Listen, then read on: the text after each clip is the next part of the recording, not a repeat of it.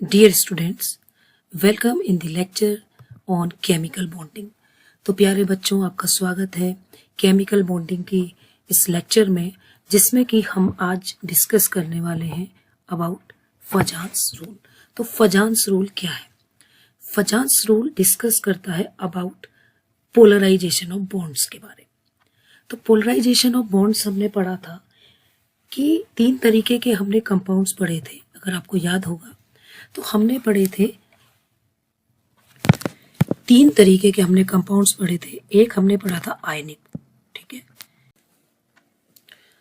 तो यहां पर क्या होगा, आयनिक बॉन्ड बनेगा। तो ए और बी के केस में क्या होगा कि अगर बी की इलेक्ट्रोनेगेटिविटी ए की इलेक्ट्रोनेगेटिविटी से अधिक है और 2 से अधिक है, तो फिर आप देखेंगे कि बी के ऊपर माइनस चार्ज आ जाएगा और ए के ऊपर क्या आ जाएगा, प्लस चार्ज। तो ये तो है आयनिक कंपाउंड। अगर हम बात करें ए और बी की, जिनकी इलेक्ट्रोनेगेटिविटी में जो डिफरेंस है, if it is equals to 0, तो अगर ये 0 है तो आप देखेंगे जो इलेक्ट्रॉन पेयर है वो क्या हो जाएगा, शेयर हो जाएगा ए और बी के बीच में। तो इस केस में जो बॉन्ड बनेगा वो कैसा होगा, कोवेलेंट। वो कैसा बॉन्ड होगा, कोवेलेंट बॉन्ड। एक कंडीशन और है ए एंड बी। तो ए एंड बी में जब जो इलेक्ट्रोनेगेटिविटी डिफरेंस है वो 0 से तो अधिक है और 2 से क्या है, कम है। तो अगर इस तरीके का इलेक्ट्रोनेगेटिविटी डिफरेंस है तो आप देखेंगे कि अगर बी की इलेक्ट्रोनेगेटिविटी अधिक है तो इस पर पार्शियल नेगेटिव चार्ज और ए पर क्या आ जाएगा, पार्शियल पॉजिटिव चार्ज आएगा। तो इसको हम क्या कहेंगे, पोलर बॉन्ड। यहां पर क्या हो गया, पोलराइजेशन। तो ये कैसा बॉन्ड हो गया, पोलर कोवेलेंट बॉन्ड हो गया। तो आप ये देखेंगे कि जो आयनिक बॉन्ड है, तो अकॉर्डिंग टू फजान्स रूल क्या है, जो आयनिक बॉन्ड है वहां पर आप देखेंगे ये कंप्लीट आयनिक नहीं होता है। So ionic bond is not 100% ionic, but it has some percentage of covalent character. तो फजान्स रूल ने क्या कहा कि जो आयनिक बॉन्ड होते हैं वो प्योरली आयनिक नहीं होते हैं, उनमें थोड़ा सा कोवेलेंट कैरेक्टर होता है। इसी की जानकारी दी, इसी के बारे में बताया फजान्स ने। तो उन्होंने एक एग्जाम्पल अगर हम लें कि एक आयनिक कंपाउंड में कैसे कोवेलेंट कैरेक्टर आता है, तो उसको हम एक आयनिक सॉलिड की जो स्ट्रक्चर होगा और जो उसमें बॉन्डिंग होगी उसकी हेल्प से हम इसको समझने की कोशिश करते हैं। अब देखिए, एक एग्जाम्पल से हम समझने की कोशिश करते हैं कि हमारे पास है Na एंड Cl, ओके। तो जो Na होगा उसका साइज क्या होगा बच्चों, छोटा होगा, ओके। और जो Cl होगा, क्योंकि ये एनायन है तो इसका साइज क्या होगा, बड़ा होगा, ठीक है। तो अब इसमें देखते हैं कि इसमें पोलराइजेशन कैसे जनरेट होता है, क्योंकि हम कह रहे हैं अकॉर्डिंग टू फजान्स रूल जो आयनिक बॉन्ड है वो 100% आयनिक नहीं होता है, उसमें कुछ क्या होता है, कोवेलेंट कैरेक्टर होता है। अब ये जो कोवेलेंट कैरेक्टर का परसेंटेज है उसको हम कैलकुलेट नहीं कर सकते हैं with the help of फजान्स rule, क्योंकि फजान्स रूल जो है वो क्वालिटेटिव मेजर है जो कि सिर्फ ये बताता है कि जो आयनिक बॉन्ड है it is not 100% pure, but there is certain covalent character in this ionic bond. तो देखिए होता क्या है कि ये है कैटायन, और ये जो कैटायन है इसमें क्या है, पॉजिटिव चार्ज, छोटा साइज है, और एनायन के ऊपर क्या है, नेगेटिव साइज, नेगेटिव चार्ज है और ये बड़ा साइज है। तो क्या होगा कि ये जो पॉजिटिव आयन है इसकी टेंडेंसी होती है इस नेगेटिवली चार्ज्ड एनायन के इलेक्ट्रॉन्स को अपनी ओर अट्रैक्ट करने की, क्योंकि ये छोटा है और इसका जो पॉजिटिव चार्ज है वो इसके लूजली बाउंड जो इलेक्ट्रॉन्स हैं इनको अट्रैक्ट कर सकता है।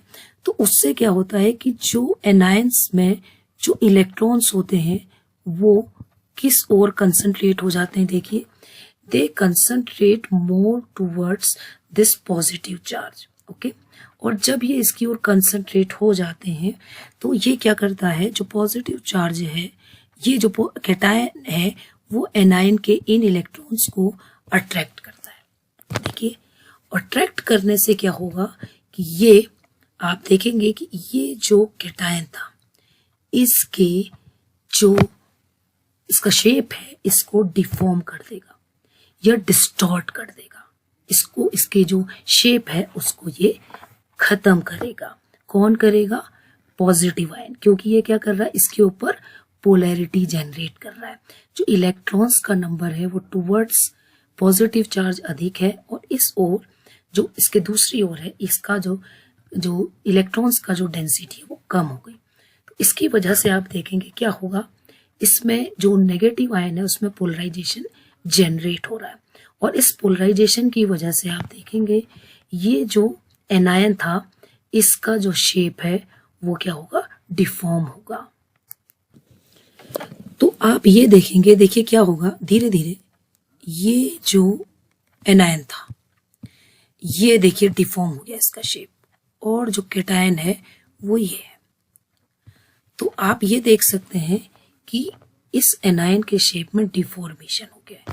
और क्या हुआ है, जो इलेक्ट्रॉन्स हैं आप देखेंगे वो इलेक्ट्रॉन्स धीरे धीरे किसकी ओर आ रहे हैं, किसकी ओर शिफ्ट हो रहे हैं, शिफ्ट तो नहीं कहेंगे, पॉजिटिव की ओर। तो इसको हम क्या कह रहे हैं, पोलराइजेशन, पोलराइजेशन। ओके, तो आप ये देखेंगे जो इलेक्ट्रॉन्स हैं ये electrons in between these two cation and anion के बीच में क्या होने लगे, शेयर होने, ऐसा लगेगा कि उनकी शेयरिंग होने लग गई है। तो उनकी शेयरिंग होने लग गई है मतलब उनमें कोवेलेंट कैरेक्टर आने लगा है। तो इसका मतलब है कि एक कैटायन एक एनायन को क्या करता है, पोलराइज कर सकता है, और इस प्रोसेस को हम पोलराइजेशन की प्रोसेस कहते हैं। कैटायन की टेंडेंसी होती है to polarize the anion. So this tendency of this cation is known as polarization power.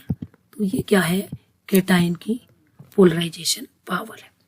और एनायन की क्या है, टेंडेंसी टू गेट पोलराइज्ड। तो एनायन की क्या होगी, वो प्रॉपर्टी पोलराइजेबिलिटी, ये टेंडेंसी क्या होगी, पोलराइजेबिलिटी। तो एनायन की तो होगी पोलराइजेबिलिटी और कैटायन की क्या होगी, पोलराइजेशन पावर। तो इसकी वजह से यानी कैटायन की पोलराइजेशन पावर और एनायन की पोलराइजेबिलिटी की वजह से ही क्या होता है, पोलराइजेशन जनरेट होता है।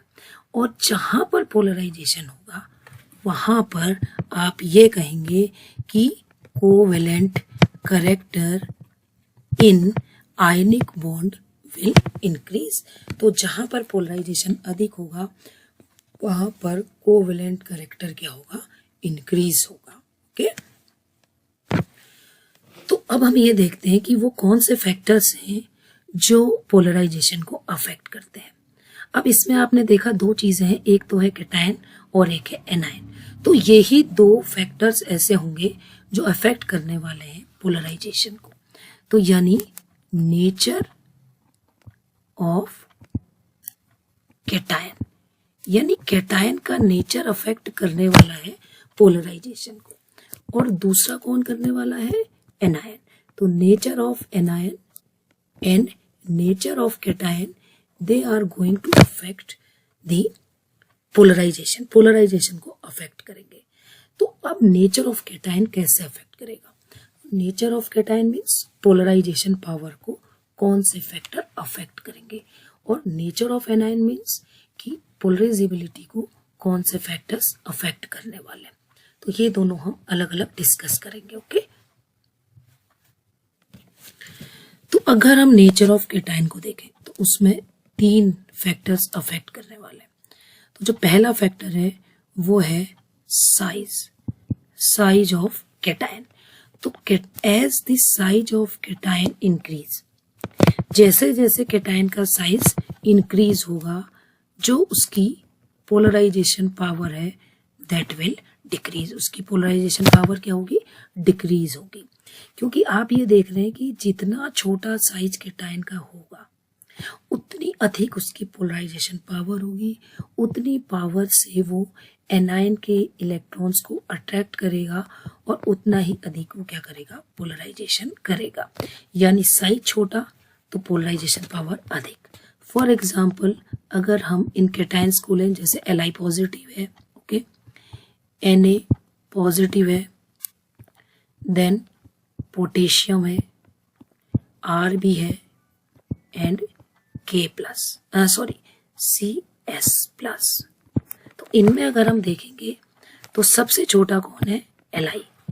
तो Li की पोलराइजेशन पावर अगर आप देखेंगे तो सबसे अधिक होगी और CS प्लस की क्या होगी, सबसे कम होगी। तो सबसे बड़ा सबसे कम पोलराइजेशन पावर। अगर हम ऐसे ही एग्जाम्पल देखें एल्कलाइन अर्थ मेटल्स के, जैसे B2 प्लस है और इसमें और Mg2 प्लस में हम अंतर देखें तो हम ये देखेंगे कि चार्ज तो बराबर है लेकिन साइज किसका छोटा है, बेरिलियम का। इसलिए पोलराइजेशन पावर किसकी ज़्यादा होगी, बेरिलियम की ज़्यादा होगी। तो आप ये देख रहे हैं कि जो पोलराइजेशन पावर है वो जितना छोटा होगा उतना ज़्यादा पोलराइजेशन वो करेगा। सेकंड फैक्टर अगर हम देखें, charge on metal at ion, जो कैटायन है उसके ऊपर चार्ज इफेक्ट करेगा, ओके। तो जैसे जैसे चार्ज इंक्रीज होगा कैटायन के ऊपर, जैसे जैसे चार्ज इंक्रीज होगा आप देखेंगे polarization power will also increase.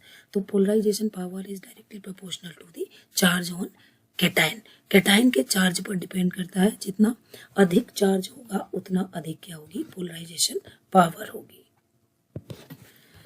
तो आप ये देखेंगे कि एग्जाम्पल अगर हम देखें, जैसे हमारे पास है Fe3 प्लस, ओके, और हमारे पास है Fe2 प्लस। तो इन दोनों में अगर आप देखेंगे तो चार्ज किस पर अधिक है, Fe3 प्लस पर। तो जिसके ऊपर चार्ज अधिक वो उतना अधिक क्या करेगा, अट्रैक्शन करेगा। तो इसलिए उसकी पोलराइजेशन पावर क्या होगी, अधिक होगी। ऐसे ही अगर आप देखेंगे नेक्स्ट एग्जाम्पल अगर हम देखें, कोई भी ऐसा स्पीसीज जिस पर चार्ज अधिक होगा, जैसे lead-4 प्लस और lead-2 प्लस अगर हम देखेंगे तो उस पर आप देखेंगे क्या होगा, जो पोलराइजेशन पावर है वो जिसमें 4 होगा वहां पर पोलराइजेशन पावर क्या होगी, अधिक होगी। ऐसे ही अगर हम टिन को देखें, SN4 प्लस और SN2 प्लस, तो यहाँ पर आप देखिए जो 2 प्लस है जिस पर चार्ज ज़्यादा है यानी SN4 प्लस, इसकी पोलराइजेशन पावर क्या होगी, अधिक होगी। तो जिस कैटायन के ऊपर चार्ज अधिक होगा उसकी पोलराइजेशन पावर अधिक होगी, ओके। तो दो फैक्टर ये हैं। और तीसरा फैक्टर स्पेशल फैक्टर है, दैट इज इलेक्ट्रॉनिक कॉन्फ़िगरेशन। तो जो तीसरा जो फैक्टर है वो है इलेक्ट्रॉनिक कॉन्फ़िगरेशन। तो जैसा आप जानते हैं कि नोबल गैस कॉन्फ़िगरेशन क्या होता है, NH2 NP6। तो जनरली किसका होता है, neon, argon, krypton, xenon, Renan. तो ये जो एटॉमिक मोनो एटॉमिक गैसेस हैं ये क्या है, नोबल गैसेस हैं। तो इनका जो कॉन्फ़िगरेशन होता है वो नोबल गैस कॉन्फ़िगरेशन होता है। तो अगर आप इसको देखेंगे तो ये जो है जहाँ पर आप देखेंगे कि there are 4 orbitals 1s and 3p। तो 4 के 4 ऑर्बिटल्स क्या भरे हैं 8 इलेक्ट्रॉन से। सो इस केस में क्या है, ये क्या है, नोबल गैस कॉन्फ़िगरेशन है। अब एक दूसरा कॉन्फ़िगरेशन हम देखेंगे जिसे हम स्यूडो नोबल गैस कॉन्फ़िगरेशन कहते हैं। तो स्यूडो नोबल गैस कॉन्फ़िगरेशन का मतलब है कि कॉन्फ़िगरेशन NH2 NP6 N-1D10। तो अगर इस तरीके का कॉन्फ़िगरेशन होगा, बल्कि अगर आप इसे कहेंगे, ये हम कॉन्फ़िगरेशन न लेके दूसरा कॉन्फ़िगरेशन लेते हैं। तो अगर हम कॉन्फ़िगरेशन N-1 न लें बल्कि हम लें NH2 NP6 ND10। तो अगर हम इस कॉन्फ़िगरेशन को देखें तो ये ट्रांजिशन मेटल का है। तो यहाँ पर कितने ऑर्बिटल हैं, 1 orbital, 3 orbital and 5 orbital. Total orbitals are 10 and electrons are 18। तो इस तरीके के कॉन्फ़िगरेशन को हम स्यूडो नोबल गैस कॉन्फ़िगरेशन कहते हैं। तो ये कॉन्फ़िगरेशन किसका होता है, ये कॉन्फ़िगरेशन होता है कॉपर प्लस का, Ag प्लस का एंड Au प्लस का, या Zn2 plus, Cd2 plus and Hg2 plus का ये कॉन्फ़िगरेशन होता है। तो आप ये देखेंगे फॉर एग्जांपल अगर मैं Cu प्लस का कॉन्फ़िगरेशन कहूँ तो ये होता है 3s2, okay, 3p6 and 3d10। तो ये जो कन्फिग्रेशन हुआ ये स्यूडो गैस कन्फिग्रेशन है। इसी तरीके से अगर आप जिंक को देखेंगे तो जिंक 2+ का कन्फिग्रेशन भी 3s2 3p6 3d10 होगा। या फिर अगर आप सिल्वर को देखेंगे तो 4s2 4p6 4d10, इस तरीके से कन्फिग्रेशन होगी। तो जो मेटल आयंस जिनका स्यूडो नोबल गैस कन्फिग्रेशन होता है उनकी पोलराइजेशन पावर अधिक होती है। किससे? जिनका नोबल गैस कन्फिग्रेशन होता है उनसे। जैसे आप जानते हैं कि जो Na+ होगा, Na+ उसका भी कन्फिग्रेशन क्या होगा? नोबल गैस कन्फिग्रेशन होगा। तो उस केस में हम ये कह रहे हैं कि जो Na+ होगा जिसका की कन्फिग्रेशन क्या होता है? नोबल गैस कन्फिग्रेशन होता है। और अगर हम ले लें कॉपर प्लस का, तो कॉपर प्लस का कन्फिग्रेशन क्या होता है? Pseudo noble gas configuration. Okay, तो हम ये कह रहे हैं कि जो पोलराइजेशन पावर होगी वो इसकी अधिक होगी जिसका स्यूडो नोबल गैस कन्फिग्रेशन होता है। Na+ की पोलराइजेशन पावर क्या होगी? कम होगी। तो हम ये क्यों होगी? अब आप देख रहे हैं, अच्छा इसमें भी हम ये देखेंगे कि अगर मैं जिंक से Hg की ओर जाती हूँ तो पोलराइजेशन पावर सबसे अधिक किसकी होती है? Hg2+ की। क्योंकि यहाँ पर क्या होता है कि जो Hg2+ होता है वो वहाँ पर जो F इलेक्ट्रॉन आ जाते हैं वो F इलेक्ट्रॉन्स क्या होते हैं? उनकी स्क्रीनिंग इफेक्ट कम होता है, इसलिए इसकी इलेक्ट्रोनेगेटिविटी अधिक होती है और इसकी पोलराइजेशन पावर क्या होती है? अधिक होती है। तो जैसे कॉपर प्लस के कंपैरिजन में Au+ की पोलराइजेशन पावर अधिक होगी और जिंक 2+ के कंपैरिजन में Hg2+ की पोलराइजेशन पावर क्या होगी? अधिक होगी। तो हम एक कंक्लूजन निकाल सकते हैं कि जिनका नोबल गैस कन्फिग्रेशन है उनकी पोलराइजेशन पावर कम है और जिनका स्यूडो नोबल गैस कन्फिग्रेशन है उनकी पोलराइजेशन पावर क्या है? अधिक है। Okay, so these are the 3 main factors of cation which can affect the polarization power। यानी छोटा साइज अधिक पोलराइजेशन पावर, अधिक चार्ज अधिक polarisation power, pseudo noble gas configuration अधिक पोलराइजेशन पावर। अब जो दूसरा फैक्टर है वो है एनायन। ओके, तो एनायन के केस में 2 फैक्टर होते हैं, एक होता है साइज ऑफ एनायन और दूसरा होता है चार्ज ऑन एनायन। तो अगर आप साइज ऑफ एनायन को देखेंगे तो जैसे जैसे एनायन का साइज बढ़ेगा, जैसे आप यहाँ पर देख रहे हैं फ्लोराइड का साइज सबसे कम है और आयोडाइड का साइज सबसे अधिक है। तो जैसे जैसे साइज बढ़ेगा आप देखेंगे जो पोलराइजेबिलिटी है, जो पोलराइज होने की जो एबिलिटी है वो क्या होगी? बढ़ती जाएगी। इसलिए जो I- है उसकी पोलराइजेबिलिटी सबसे अधिक होगी और F- की सबसे कम होगी। तो पोलराइजेबिलिटी सबसे अधिक क्योंकि सबसे बड़ा साइज और इलेक्ट्रॉन्स जो उसके जो लूजली बाउंड है वो इजीली क्या होंगे? अट्रैक्ट होंगे बाय दिस कैटायन। ओके, और अगर आप चार्ज और एनायन देखेंगे तो आप देखेंगे कि एनायन के ऊपर जितना ज़्यादा चार्ज होगा, जितना चार्ज उतना अट्रैक्शन, उतना वो पॉजिटिव की ओर को अट्रैक्ट होगा और उतनी अधिक क्या होगी? उसकी पोलराइजेबिलिटी होगी। तो साइज जितना बड़ा होगा, चार्ज जितना अधिक होगा, उतनी अधिक क्या होगी? पोलराइजेबिलिटी होगी। तो इन फैक्टर्स के बेसिस पर फजान्स रूल की एप्लीकेशंस आप देख सकते हैं कि क्या हम बता सकते हैं। तो with the help of फजान्स rule हम बता सकते हैं about covalent nature of any molecule. किसी भी मॉलिक्यूल के कोवेलेंट नेचर को हम बता सकते हैं। फॉर एग्जांपल, अगर आपको एक series of number of molecules दे दिए जाएं तो आप इजीली बता सकते हैं कि कौन सा कोवेलेंट नेचर का होगा और कौन सा आयनिक नेचर का होगा। तो अगर हम इन मॉलिक्यूल्स को देखें बच्चों, हमारे पास देखिए हम पहले फैक्टर को लेते हुए चल रहे हैं, LIF है, NAF है, यानी हमारे पास एनायन सेम है बट कैटायन का साइज डिफरेंट है। तो हम ये 2 जो एग्जाम्पल हैं ऊपर के उनको अगर हम देखेंगे तो यहाँ पर आप देख रहे हैं कि कैटायन का साइज चेंज्ड है बट एनायन वाज सेम। तो इसमें अगर हम बताएं कि किसमें को जो कोवेलेंट नेचर है अधिक होगा, तो आप देखेंगे जो Li+ है उसका साइज सबसे छोटा होता है, इसलिए सबसे ज़्यादा कोवेलेंट कैरेक्टर किस में होगा? आप देखेंगे LIF में। और सबसे कम किस में होगा? CSF में। तो अब बताएंगे कि LiF is more covalent in character. अगर हम BeCl2 में और MgCl2 में देखें तो Be का साइज छोटा है, इसलिए कोवलेंट करेक्टर किसका अधिक होगा? BeCl2 का। अब हम नेक्स्ट जो हमने जो एग्जाम्पल दिया हुआ था कि हमारे पास FeCl2 है और FeCl3 है, यानी Fe2+ है और Fe3+ है, तो जिसके ऊपर चार्ज अधिक वो अधिक कोवलेंट करेक्टर। तो FeCl3 is more covalent character. अगर हम FeOH का होल ट्वाइस देखें और FeOH का होल थ्राइस देखें तो यहाँ पर Fe3+ है और ये Fe2+ है। तो यहाँ पर आप देखेंगे अगेन जो Fe3+ है वो जो है वो ज़्यादा पोलर होगा। ठीक है, नेक्स्ट एग्जाम्पल अगर हम देखें हम SnCl4 एंड SnCl2 को अगर देखें तो किसके ऊपर चार्ज अधिक है? Sn, ये Sn4+ है और ये Sn2+ है, तो कौन अधिक पोलर होगा? SnCl4। तो ऐसे ही अगर हमारे पास लेड का क्लोराइड है PbCl4 और हमारे पास है PbCl2, तो कौन अधिक पोलर है? अगर हम पोलैरिटी देखेंगे तो PbCl4 is more covalent in character as compare to PbCl2।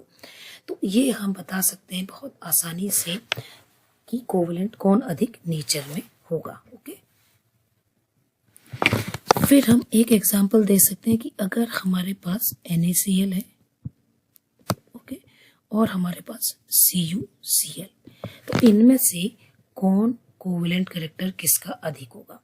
अब आप देखिए जो Na+ है वो तो नोबल गैस कन्फिग्रेशन है उसका, और जो Cu+ है उसका क्या है? Pseudo noble gas configuration. और जिसका स्यूडो नोबल गैस कन्फिग्रेशन होता है उसकी पोलराइजिंग पावर अधिक होती है, तो यहाँ पर पोलराइजेशन अधिक होगा, यहाँ पर पोलराइजेशन कम होगा। जहाँ पर पोलराइजेशन अधिक होगा वो अधिक कोवलेंट करेक्टर का होगा। ओके, तो ये अधिक कोवलेंट करेक्टर का होगा। तो यहाँ पर आप देखेंगे जो Cl है इसका कोवलेंट करेक्टर अधिक होगा बच्चों, ये आप देख सकते हैं। जो CuCl है it is more covalent character as compare to NaCl। अब अगर हम कंपैरिजन देखें in between the covalent character of CuCl, AgCl and AuCl, तो इनमें से सबसे ज्यादा कोवलेंट करेक्टर का कौन होगा? AuCl। AuCl सबसे ज्यादा कोवलेंट करेक्टर का होगा और सबसे कम कोवलेंट करेक्टर का कौन होगा? CuCl, क्योंकि यहाँ पर जो इलेक्ट्रोनेगेटिविटी है वो Au+ की सबसे अधिक होती है और Cu+ की सबसे कम होती है। ओके, तो इस तरीके से हम देख सकते हैं कि कैसे कोवलेंट नेचर चेंज होता है। अब हम बात करेंगे सॉल्युबिलिटी की। अब जब हमें ये पता चल गया कि किसका कोवलेंट करेक्टर अधिक होगा, तो आप जानते हैं कि जो अधिक कोवलेंट करेक्टर के होते हैं उनकी जो सॉल्युबिलिटी होती है वो पोलर सॉल्वेंट में क्या होती है? कम होती है। ओके, तो अगर मैं कहूँ कि मेरे पास है LiF, ओके, और मेरे पास है LiCl और मेरे पास है LiI, तो सबसे ज्यादा कोवलेंट करेक्टर का कौन है? LiF, क्योंकि Li का साइज क्या है? सबसे ज्यादा कोवलेंट करेक्टर का यहाँ पर कौन है? LiI। अब यहाँ पर आप देख रहे हैं एनायन का डिफरेंस है, तो एनायन का साइज लार्जर है, तो सबसे ज्यादा कोवलेंट करेक्टर किसका होगा? LiI का, और LiF का सबसे कम होगा। This is on the basis of anions. अब सॉल्युबिलिटी सबसे अधिक किसकी होगी बच्चों? सॉल्युबिलिटी सबसे अधिक होगी LiF की, क्योंकि इसका जो कोवलेंट करेक्टर है वो सबसे कम है, सॉल्युबिलिटी इन पोलर सॉल्वेंट। तो ऐसे ही अगर हम सॉल्युबिलिटी को डिस्कस करें तो हम यहाँ पर कंपेयर कर सकते हैं कि अगर मैं FeOH का होल ट्वाइस और FeOH के होल थ्राइस को देखूं तो FeOH का होल थ्राइस का कोवलेंट करेक्टर क्या है? अधिक है, तो इसलिए इसकी सॉल्युबिलिटी कम होगी पोलर सॉल्वेंट में। तो इस तरीके से हमको अगर कोवलेंट करेक्टर पता होगा तो हम बता सकते हैं कि कौन अधिक सॉल्युबल है और कौन कम सॉल्युबल है। मोर कोवलेंट, अगर कोवलेंट करेक्टर अधिक है तो सॉल्युबिलिटी क्या होगी? कम होगी। तो इस तरीके से ये पोलर नेचर हमको पता चल गया तो हमें सॉल्युबिलिटी पता चल जाएगी। अब हमें सॉल्युबिलिटी पता है तो हमें क्या पता चल सकता है? Melting point and boiling point. तो melting point and boiling point हमें पता चल सकते हैं। तो ये कैसे पता चलेंगे, यानी जिसका कोवेलेंट कैरेक्टर अधिक होगा उनके MP या BP, उनके MP और BP क्या होंगे, कम होंगे, क्योंकि जो आयनिक कंपाउंड होते हैं उनके मेल्टिंग पॉइंट और बॉइलिंग पॉइंट क्या होते हैं, अधिक होते हैं। तो जैसे कोवेलेंट कैरेक्टर बढ़ेगा मेल्टिंग पॉइंट क्या हो जाएगा, कम हो जाएगा। तो हमें अगर कोई एग्जांपल दे कि LiF है, LiCl है, LiI है, तो इसमें सबसे ज़्यादा कोवेलेंट कैरेक्टर किसका है, LiI का। तो सबसे कम मेल्टिंग पॉइंट किसका होगा, LiI का। या अगर मुझसे कोई कहे कि मेरे पास है CuCl, ओके अगेन, और मेरे पास है NaCl, ओके, तो NaCl और CuCl कौन ज़्यादा कोवेलेंट कैरेक्टर का है, CuCl, ओके। तो मेल्टिंग पॉइंट किसका कम होगा, CuCl का कम होगा और NaCl का अधिक होगा। आयनिक सॉलिड्स का जो मेल्टिंग पॉइंट होता है वो अधिक होता है। तो किसी भी एग्जाम्पल को मैं, जैसे मैं यहाँ पर ये इस एग्जाम्पल को लूँ तो CF जो है वो उसका जो कोवेलेंट कैरेक्टर है कम होता है, इसलिए इसका मेल्टिंग पॉइंट क्या होगा, सबसे कम होगा। तो ये मैं बता सकती हूँ अगर मुझे फजांस रूल पता होगा। देन आप देखेंगे कलर। अब जो जिनमें कोवेलेंट कैरेक्टर अधिक होता है, ओके, उनका कलर भी क्या होता है, वो डार्क कलर के होते हैं, उनके कलर क्या होते हैं, अधिक होते हैं। तो ये मैं बता सकती हूँ with the help of this Fajans rule, क्योंकि मुझे कोवेलेंट कैरेक्टर पता होगा। तो मैं ये बता सकती हूँ, जैसे कि अगर मैं एग्जांपल लूँ, मेरे पास है AgF, okay, AgCl, AgBr and AgI। तो मेरे पास ये जो है, इसमें अगर आप देखेंगे तो कोवेलेंट कैरेक्टर सबसे अधिक किसका होगा बच्चों, कोवेलेंट कैरेक्टर जो है, तो देखिए कोवेलेंट कैरेक्टर सबसे अधिक किसमें होगा, AgI में। तो कोवेलेंट कैरेक्टर सबसे अधिक होगा, ओके। तो जिसमें कोवेलेंट कैरेक्टर सबसे अधिक होता है उसका कलर सबसे ज़्यादा डार्क होता है। तो AgI कैसा होता है, डार्क येलो। AgBr कैसा होता है, पेल येलो। AgCl कैसा होता है, वाइट कलर का। तो हमें इसके कलर का पता चल जाता है कि अगर कोवेलेंट कैरेक्टर अधिक होगा तो उसका कलर क्या होगा, डार्क होगा। ऐसे ही अगर मैं एग्जांपल लूँ, मेरे पास एग्जांपल है Ag2O एंड Ag2S। अब अगर मैं इन दोनों में देखूंगी तो इन दोनों में जो कोवेलेंट कैरेक्टर है किसका अधिक होगा, Ag2S का। तो Ag2S का कोवेलेंट कैरेक्टर अधिक होगा, तो ये कैसा होगा, डार्क कलर का। तो जो Ag2S होता है वो बहुत ब्राइट ब्लैक कलर होता है, और Ag2O कैसा होता है, तो ब्राउन होता है या फिर ब्लैक कलर होता है। तो आप ओवरऑल देखेंगे कि ये जो फजांस रूल है उसका अगर मैं जिस्ट देखूं तो मैं ये कहूँगी कि जो फजांस रूल है वो बताता है अबाउट दी कोवेलेंट कैरेक्टर। किसके बारे में बताता है, कोवेलेंट नेचर के बारे में, कि आयनिक बॉन्ड में थोड़ा सा कोवेलेंट नेचर भी होता है।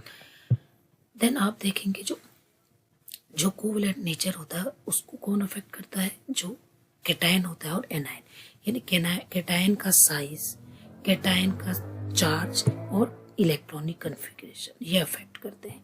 ऐसे ही नेचर ऑफ एनायन अफेक्ट करता है, साइज ऑफ एनायन, चार्ज और एनायन, ये अफेक्ट करते हैं जो फैक्टर्स है। और अगर हमें पोलराइजेशन पावर पता होगी और अगर हमें एनायन की पोलराइजेबिलिटी पता होगी तो हम क्या बता सकते हैं, कोवेलेंट नेचर बता सकते हैं किसी भी पर्टिकुलर मॉलिक्यूल का। और जो फजांस रूल होता है ये क्या होता है, क्वालिटेटिव मेथड है। क्वालिटेटिव मेथड जो हमें बताता है कि ये वाला कंपाउंड ज़्यादा आयनिक होगा और ये वाला कम होगा। देन अगर हमें कोवेलेंट नेचर पता होगा तो हमें उस कंपाउंड की सॉल्युबिलिटी पता लगेगी, क्योंकि जितना ज़्यादा कोवेलेंट कैरेक्टर होता है उतनी कम सॉल्युबिलिटी होती है।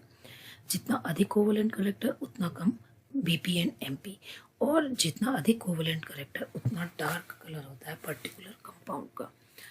तो this is all about Fajans rule, जो हमें बता रहा है बच्चों अबाउट दी पोलराइजेशन। पोलराइजेशन यानी जो आयनिक बॉन्ड है वो कैसे उनमें जनरेट होता है कोवेलेंट कैरेक्टर, ओके। तो उनमें कुछ परसेंट क्या होता है, कोवेलेंट करेक्टर भी होता है। So thank you very much for listening this lecture. धन्यवाद बच्चों आपका बहुत बहुत। So thank you very much, आपका बहुत बहुत धन्यवाद। और आई थिंक अब क्लियर हो गया होगा आपके माइंड में कि फजान्स रूल क्या है, कौन से ऐसे फैक्टर्स हैं जो पोलराइजेशन को अफेक्ट करते हैं, और क्या एप्लीकेशंस होती हैं इस फजान्स रूल की। So again thank you very much.